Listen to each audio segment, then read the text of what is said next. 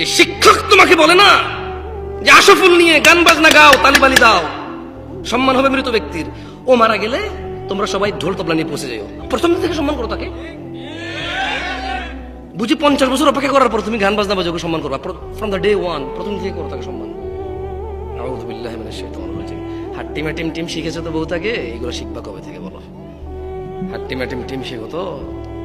আমি চিন্তা করি মাঝে মধ্যে হাট্টি ম্যাটিম টিম এটা কি জানি, আল্লাহ জানে।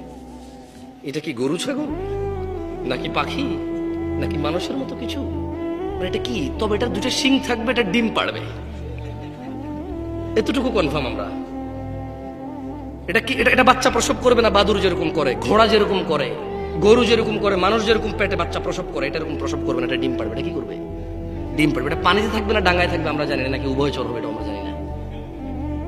হয়তো 50 বছর পর দেখাও পেতে পারি, হাড্ডি মাটি বের পেতেও পারি হয়তো। তবে তোমরা সেদিন চিনবা কিভাবে বলো তো? এটাকে দুটা শিং থাকবে, এটা ডিম পাড়বে।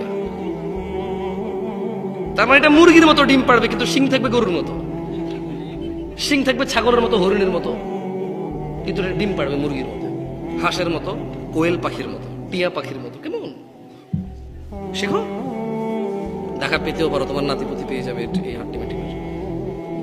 কেন আসছো এই মাহফিলে আমি জানি না, আমাকে কেন ডাকছো তো দূর থেকে বললাম আমি জানি না। গত বছর এখানে মাহফিল হয়েছে, আগের বছর হয়েছে।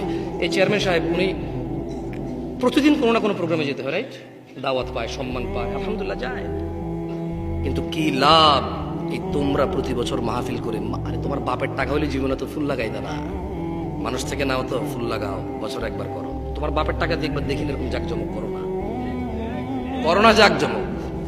এরপরে বুঝতাম, এরপরে খুঁজতে লাভ কি? আমার আপন ভাইয়ের ছেলে ইয়েতিম, তারে মাদ্রাসায় পড়ায় না, বলে যে হ্যাঁ তেরে পড়াই আমার লাভ কি? হ্যাঁ, আপন মা দুই ভাই বলে যে একলা আমি আব্বা আম্মারা চলে, আমার লাভ কি? এরপরে দেখতাম এত বড় মাহফিল, বাপের টাকা এগুলো লাভ খুঁজতা। এখন তো লাভ খোঁজা লাগে না, প্রতি বছর করো, কিন্তু এর বেনিফিট কি কিচ্ছু জানো না তোমরা।